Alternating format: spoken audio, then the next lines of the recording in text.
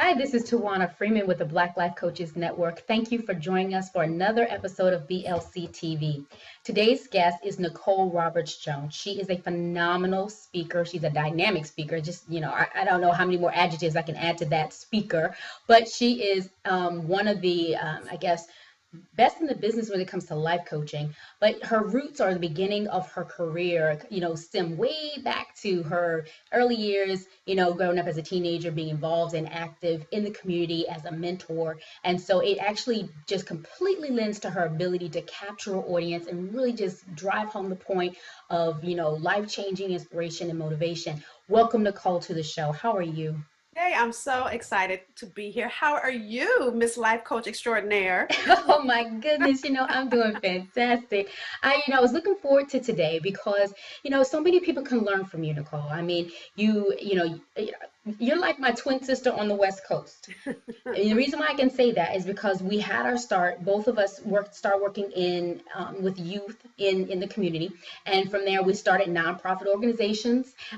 We started speaking. So we have humble beginnings that just kind of blossomed. So tell me a little bit about that West Coast life and everything that, kind of moved you and kind of catapulted your life. Mm-hmm. Well, interesting enough, my journey to this life wasn't designed by me. You know how we all make our plans, and there's a saying that we make our plans and God laughs. Oh, yes. Well, my plans were so different. So my first career was in television and film, and I was doing well, working on great TV shows, going to all the hip Hollywood parties and all that fun stuff. And I remember one night, and this was 20 years ago, I remember one night I volunteered at a youth program at my church. And I am from South Central Los Angeles. So if you think 20 years ago, you realize that was around 93, which was 2 years after the LA riots. Mm-hmm. So when I moved home to Los Angeles, which was right before the riots, my community was altogether different. The neighborhood that I grew up in was not the same. And then I began to realize and even question myself, how did I make it? And I say it quote unquote because I'm not smarter. My parents didn't make any more money than anybody else in my neighborhood. I just made a different choice. And I realized in that moment, standing in that youth program in my church, that it really is the choices that we make that dictate the life that we live. And I really, that night, just felt empowered that I wanted every young person to understand that they had the power to choose. And so I marched myself up. Now, mind you, I'm on fire now, right? I march up to the Minister of Youth and I say, how come there's no programs here for teenage girls? And he looks at me and he says, why don't you start one? And I thought, I'm trying to help you do your job. I'm not trying to start a program. But that night, I really met me. And what I mean by that is, for so long, because people look at me and they say, okay, you're pretty, so you have this certain thing about you, so you should be in the entertainment industry. Mm-hmm. So I had become the woman that everybody else had defined me as, but I never stopped long enough to figure out who was I and what did I want out of this life. And for the first time in that room, full of 300 teenagers, all who had hope in their eyes and despair in their eyes, had possibility in their eyes and had fear in their eyes, in that room, I realized their eyes were my eyes. Oh, yeah. And I had made a choice based on what everybody else thought, and I never stopped long enough to choose for me. Mm-hmm. So that night I chose for me. So I went home that next day on fire, excited about possibility. Mind you, I'm doing this as a volunteer. Mm-hmm. I started this program and I absolutely loved it. And to make a really long story short, after I started that program, I started trying to find a job doing that thing. And I needed something called an MSW, every job description. I'm like, what the heck is an MSW, right? Because I didn't work in this field. I worked in television and film. And so I finally got an interview, and the woman had a master's of social work degree on her wall. Oh, so that really, that program, me getting my MSW, really catapulted my life and shifted who I was to who I was meant to be. So. And then you wrote this wonderful book called Define Your Own Way, which completely tells the story of what you just said. It literally becomes the aha moment for all of us going, oh, so that's where the book comes from. Define Your Own Way is really just, it's a strategy, obviously, for anyone that reads it to understand, how to map that process out. But for you, it's the root of your beginning. It's Right. really what it is that you were called to do from day one, because you looked at that audience and they became a mirror for you, and then you learned to know yourself more and completely grow yourself up, Right. in the presence of these young people. And it's funny, young people have a way of doing that to you. Mm-hmm. Any group that is hungry and thirsty for knowledge, they have a way of bringing the best out of you, and they will help redefine things that are not necessarily, in the best of shape. They'll help you, straighten those things out. And that's why I enjoyed my work with young people too. So I completely understand why, when you deliver your messages and your speakers, your platform as a speaker is so engaging. And can I say too, the thing that I love, and I'm sure you'll agree with me, the thing that I really learned from youth is to be authentic, Oh because they will see yeah. through you and tell you about yourself so fast. Oh yes. So I learned probably as much from them as they did from me. Oh And yeah. even my first set of girls who I started working with are now in their 30s. So Yeah. it amazes me that they're in their 30s and I'm still, what, 25. But it's that transparency that not only works with you but the youth, but it really helps you pour into your coaching clients. Because if Mhm. I'm on the road just like everybody else is, life is not a destination, it's a journey.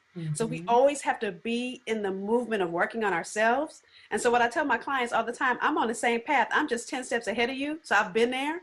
Right. I'm holding a light so that you don't have to make some of the mistakes I've Right. made. And Mhm. if I haven't been there, then trust and believe there either I know someone that has, Oh or yeah. I was at the door and realized, uh-oh, I'm about to go into a door that I shouldn't go in, and I made a choice. It's that Mhm. same, that choices that we make Oh yeah. take the life that we live. So it's just, the authenticity part of it is really, to me, the foundation, because so many of us are afraid of who we have been and where we've been Yeah. and the things we've been through. And Mhm. it's when we can get through that. And I can tell you stories of me at 12 getting high every day.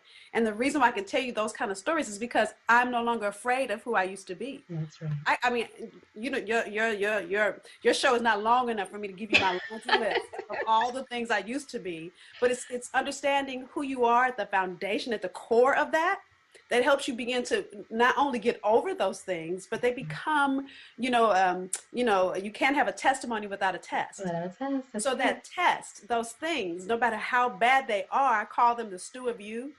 So my favorite thing that my family loves for me to make is my pot of greens, right? And so just to You give you, make greens. girl, yes, I can make some good greens now. Okay. All And right. I'm sorry, BLC audience. I had to interrupt her at that moment.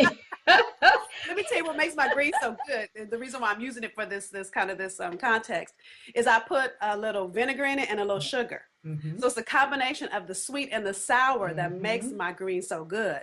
So I always tell folks it's the good and the bad that happen to us in our lives. If we learn how to mix it together just right, it's really what helps us become uniquely qualified to do the thing that we do, whether it's a lawyer, a teacher, a Mhm. mom, whatever that is for you. It's Mhm. really understanding how to make that into your stew, how to Mhm. get over that sour and use it with that sweet so Mhm. that you become uniquely qualified for the role you're meant to play in your life. Yay! I love that. Thank you. That was good. I love the way that you are able to associate. You take, practical information, you associate it, and you deliver it in a way that is easily digestible, so that Mm. people can actually say, "Oh, I get it," and it resonates with me, and I can apply what she said. I can Right. put myself in that space, or that's me, and I didn't know it.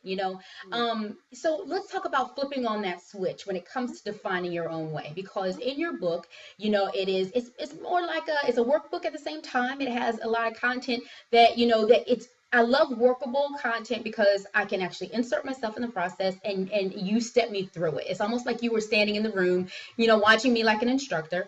Mhm. And so let's talk about flipping on the switch. When did that switch flip for you? I mean, I know you found yourself in the midst of working with young people, but that was one phase of the Yes. journey. Yes. Was there another flipping of the switch, or it was okay? Give me one more. Good question. So, in my book, as you've read, the D of Define is for discovery, right? So, the one thing you have to discover is what holds you back. So, for me, here I am working with youth, and I never really stopped long enough to pull up my own weeds. Now, I'm not a gardener, but I do know one thing, that if you want your crop to grow, you got to pull up your weeds, right? So, for so long, my weed was being from my neighborhood. Now, Right. for when I was growing up, the things that I got into, whether it was dating drug dealers, I told you guys about getting high a minute ago, all the things I did when I was young, I did those things to be down with my neighborhood. I wanted to be accepted. I wanted people to like me. And so being the only light-skinned person from my neighborhood, the only person that went to Catholic school, I got talked about. I got Mm-hmm. teased. And so I got busy doing things and being things I had no business doing. So that was one weed, right? Then I Mm-hmm. get into college, and now I'm embarrassed about being from South Central Los Angeles, from Inglewood to be exact. And so Mm. now I'm telling people I'm from Baldwin Hills. Now, if you're from, if you understand African American LA, Baldwin Hills is an affluent African Yes. American community. So now I'm embarrassed. I'm trying to use all my big words, and so for me, when I started working with young people, this is where the authenticity comes in. I remember when one of them said, "Ooh, Nicole, you're ghetto," and I thought, but then I realized what she was saying is I understood where she was from. Right. And it helped me really say to myself, because at first I was like, I'm ghetto, I'm trying to get over that. But what I realized in that moment was because I was being authentic with her, she could see herself in me. And Mm-hmm. so for me in that moment was the first time that I was actually proud of where I was from. And that was Mm. after I started my program.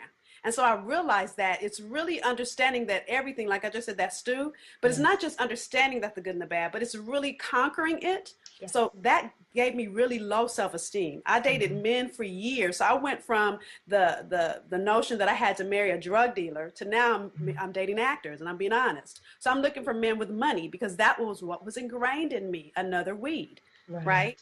Right. So I had to realize that I do not need a man to make me. My husband is my equal partner in this business called life. I'm Right. not behind him.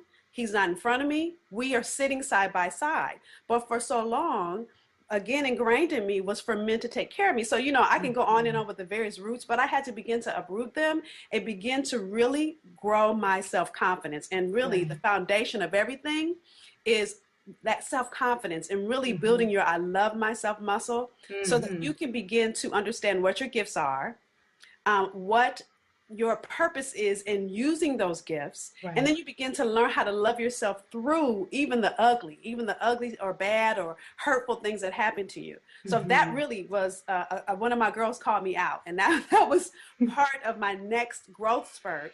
And I had never spent time with myself, never. Right. So I Right. remember that year was a year after I Mm. started my youth program. So now I'm 24. I'm aging myself, but it doesn't matter. Yes, it was 20 years ago. Um, I was 24, and I remember sitting in a restaurant by myself for the first time ever, and how ashamed I was, how Mm-hmm. embarrassed I was. Mm-hmm. I felt like everybody was looking at me. And I realized in that Mm-hmm. moment I had never spent any time with me.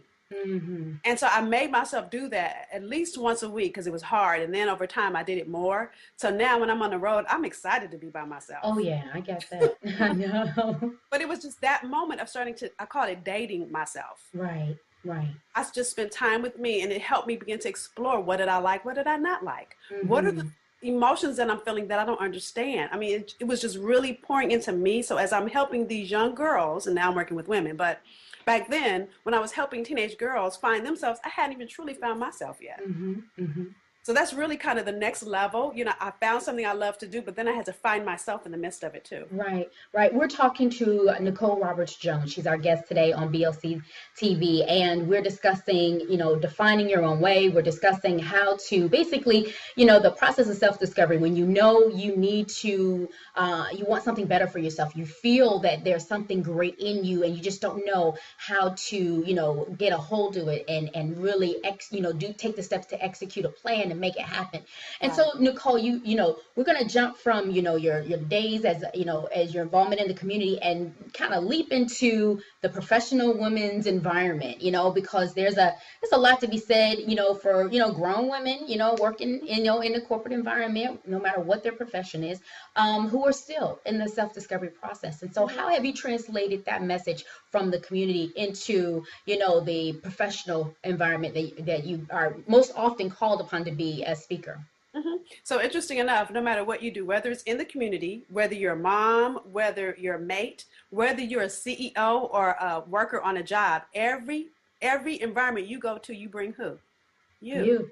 So if you are not fully in your own lane, then the breakdown usually begins with you. So if my relationship is not going well, instead of me blaming my mate, I need to look at me. If something on the job is not happening well, I remember a time where every one of my staff were like breaking down for some reason. I'm like, what is going on with everybody? No, it was me. So really understanding how can I serve me first and then serve others. So the one thing that I see more and more often with women, women that are doing well, whether it's corporately and family or what have you, is we forget about ourselves.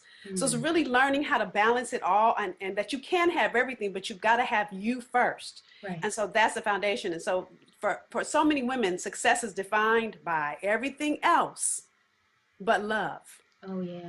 And so self-love is first. So I still see that. It's interesting. Even though, you know, years ago it was just teenage girls, then I started working with women, whether I work with women entrepreneurs or women that are actually working in Fortune 500 companies, I still see the same thing. It's learning to love yourself and take time for you. And what does that mean? What does that mean if I am, this happened to me, I remember my first job after I got my MSW, I had a staff of about 20 and I was in my late 20s and everybody was well over my age. And I remember trying to fight for respect. And then I remember, because again, this is in the middle of me growing myself, right? I remember when I finally kicked in my own self-respect, how people just started respecting me automatically. I stopped asking for it. I stopped fighting for it. I just started really serving people and understanding who I needed to be in that space. And it totally changed everything I did within that company. And I remember one particular staff member who, oh my God, every day she would come in my office crying. I was like, oh, I didn't come here for that. And I remember when I stopped and I realized I needed to feed her spirit. And I said to her, talk to me about what that's about. And she looked at me. And from that space, because at first I'm thinking, I have a job for her to do. I don't have time for that. But again, I had to stop, look at my own self in that and realize I'm being bothered because there's probably something in her that I need to be working on myself too.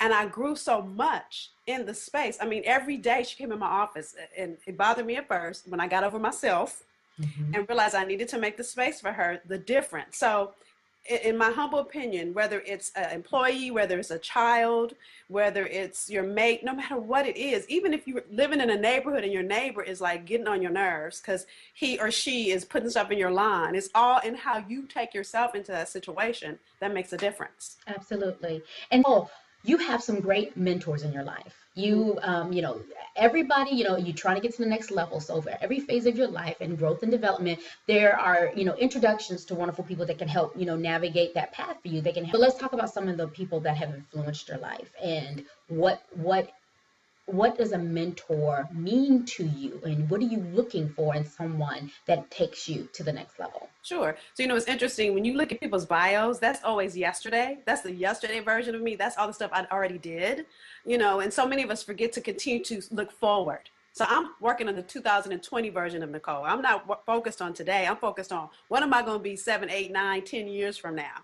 And so really for me, when I'm looking for a coach or a mentor, because to me, they could be kind of, you know, hand in hand. You want someone that, like I said earlier, that's on the path you're on, but 10 steps ahead of you. Yes. Because you want to be learning. So whether that's you're trying to be a better wife, whether that's, you know, I am really trying to improve my serve as a coach, whatever that looks like. And so I've had mentors, you know, one of my favorite jobs, when was that? Probably around 95. I had the pleasure of working at First Family Church in Los Angeles, which at the time was the biggest African-American church. And they had hired me to build a family resource center for the community.